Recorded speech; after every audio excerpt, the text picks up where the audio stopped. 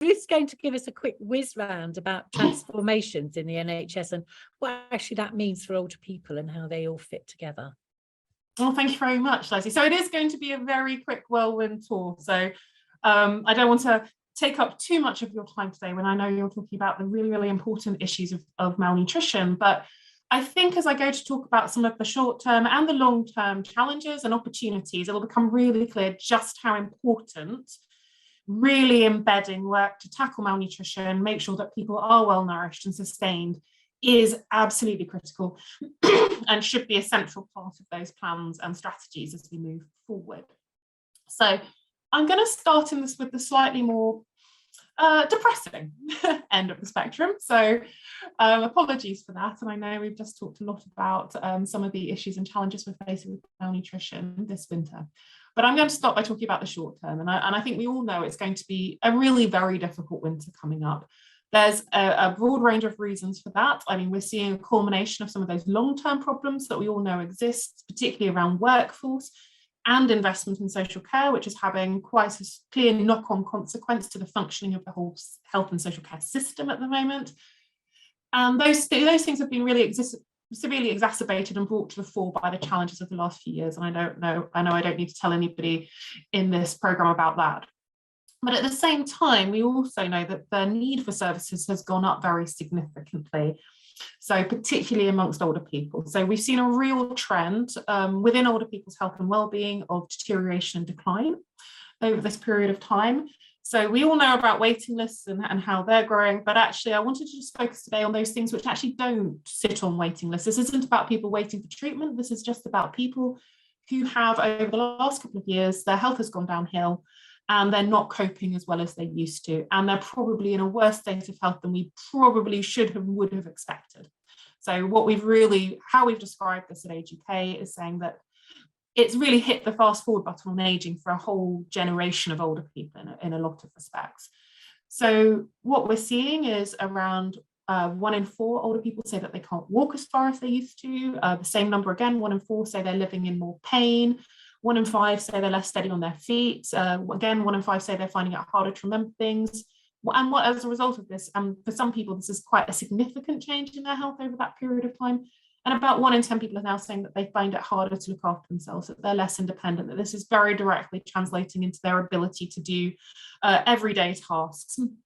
And of course, as we know, maintaining your nutrition is a very important, being able to do everyday tasks, to be able to cook, to shop, is an important part of that. So we are seeing a real impact. And the other area in which we're seeing a real impact is, of course, on older people's mental health. And of course, we all know the association between low mood, social isolation, loneliness, and malnutrition.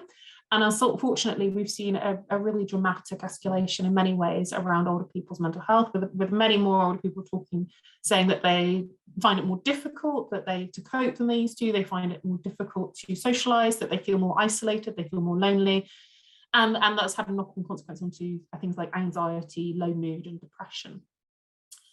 So there is a real issue here. And of course, one of the other things about this is that it's not evenly distributed, so that we know the impact of this is more keenly felt by some groups of older people than by others. So older people who went into the pandemic with pre-existing long-term conditions or care needs are more likely to say that they're experiencing these impacts, as do older people from lower socioeconomic groups, so the least advantaged older people. And sadly, carers as well, of course. And I think we all recognise that in our own lives, that many carers have picked up an enormous burden and have been under enormous pressure over the last couple of years. And that is really translating through to their own mental and physical health as well. So just to add to that picture, because if that wasn't gloomy enough, of course, we are now plunged really straight into a once-in-a-generation cost of living crisis. And again, we can already start to see some of the impact of that on older people's mental and physical health. So we have older people telling us that they're definitely feeling more anxious, that they're very concerned, that they're feeling under a lot of stress because of the issues in maintaining their living standards. They're very worried about what the winter will hold for them. And this is translating through to some of those health impacts. So people are already talking to us about conserving energy, feeling like they can't put their heating on, that they are struggling to afford to cook food as much as anything else, so the energy costs of running the kitchen. And so as we see winter costs rising as we head into winter, particularly around those key areas of energy and food, we are very concerned, and we do think we may well see hundreds of thousands of extra older people pushed into poverty, and that's on top of the 2 million who already live below the poverty line. So it is a very, very challenging picture out there. And of course, this is all coming at the same time when that pressure on services that I described is just reaching its peak, with all the normal winter pressures, of course, on top of all of the additional issues that we're seeing already. So where does that leave us? Well, I think what's really clear, and where the positives of this do come in, is that there is a lot of focus about this across systems across the country, within the NHS, social care and local government, really looking at what they can do to support older people to stay well and safe this winter. And because we know that we need to do that, because we really need to focus in on avoiding unnecessary admissions into hospital, of supporting people to be through safe and timely discharges, and critically as well, an area that we know we need to focus on through both of those programmes is around avoiding readmissions wherever possible. So making sure that when people do get home from hospital, they are able to stay safe and well. And that's really led us to focus on 4 key areas, and around making sure that people can stay well nourished. And of course, that being the theme of Malnutrition Awareness Week and your conference today. Well hydrated, of course, and I know it's something that you look at alongside that. And then also thinking about how we support people to stay warm, mobile and connected. And really, I think there's a growing understanding that if we can do those 5 things, then actually we can make a significant impact on both the health of older people and our older population, and also on alleviating some of those system pressures that we're seeing this year. And already we're seeing lots of great initiatives emerge across the system, across the country, or the NHS, local government, and particularly voluntary and community sector organisations, charities working in partnership to do as much as they can, and particularly hone in on some of those perhaps high intensity users, some of those people that we know are perhaps most at risk of an unplanned hospital admission this winter, perhaps through falls, through infections and through other seasonal conditions as well. So I think there is a lot of really good work going on in really focusing on a few of those areas. So that's the short term, but I think, of course, I just wanted to touch on some of the long term as well, and looking at some of the bigger pieces of the puzzle that are starting to fall into place.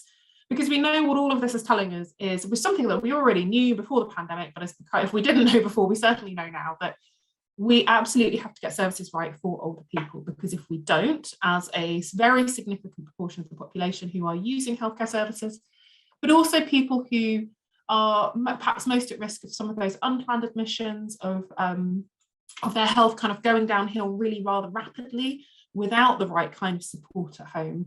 We know we need to get on top of that in order to make sure that we are supporting people in the best way possible, and also making the best use of NHS resources as well, which is why we were really, really pleased as HUK to support the NHS Ageing Well programme, and colleagues have just touched on that in the previous session. So originally set out as a part of the long-term plan.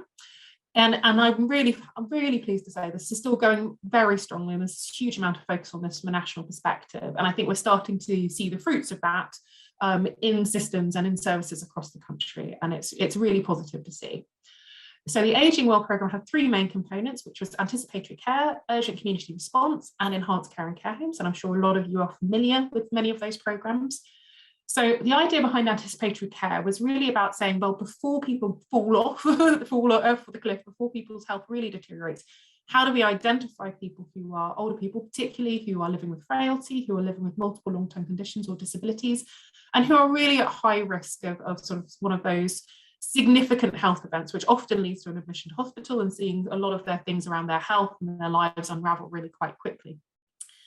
And the idea is offering them earlier preventative support, through setting up personalised care plans, working with multidisciplinary teams to make sure that they have that kind of full wraparound support, then bringing in things like social prescribing and advanced care planning as well, to ensure that we can support people to live as well as possible, as safely as possible at home for as long as possible, because we know that's what most people want to do.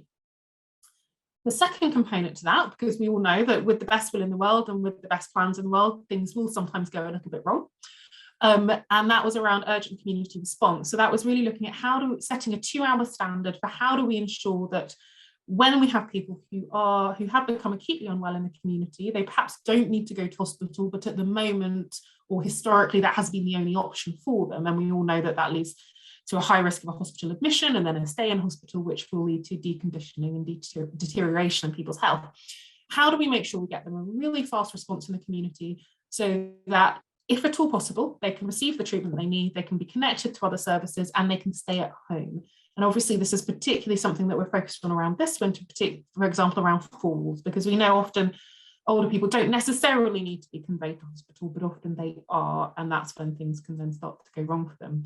Whereas if we can get them that support at home as quickly as we can, we know we can keep them there and better improve their health.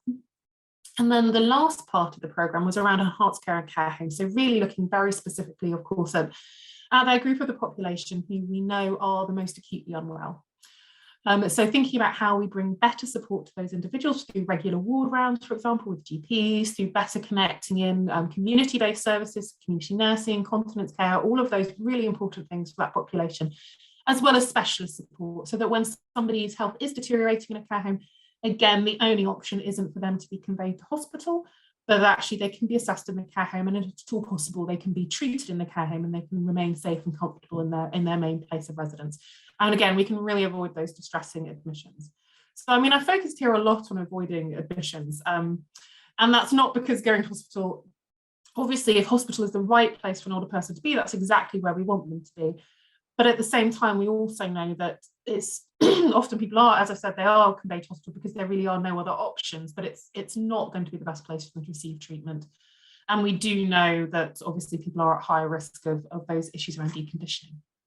So overall, a lot of those elements of the programme were in place. I'm sure that you recognise many of them as operating partially or to some extent in your areas. And what we really want to see over the course of the next few years is for them to develop, to really embed into local systems and to become very much the default way of doing things, so that we are doing absolutely everything we can to support a growing older population to stay safe and well at home. And we're using our resources in the most effective way possible, and we're supporting people in the most effective way possible. And for reasons which I'm sure you will spend much time for the rest of the day discussing, and on through Malnutrition Awareness Week, clearly supporting people to be well nourished and well hydrated is absolutely central to the success of all of these programs, and really needs to be built in from the ground up as a fundamental way of doing things and as part of the support offer that people are receiving. So I think that's slightly more than my 10 minutes. So I will stop there and hand back to colleagues. Thank you, Ruth. Thank you very much. That Enjoy the was rest of the conference. very enlightening. I hope so. Well, have a fantastic rest of the conference. If there are any questions, I'm very happy to answer them in the chat later on. Yeah, we'll get back to you. Thanks ever so much for coming today. Thank you.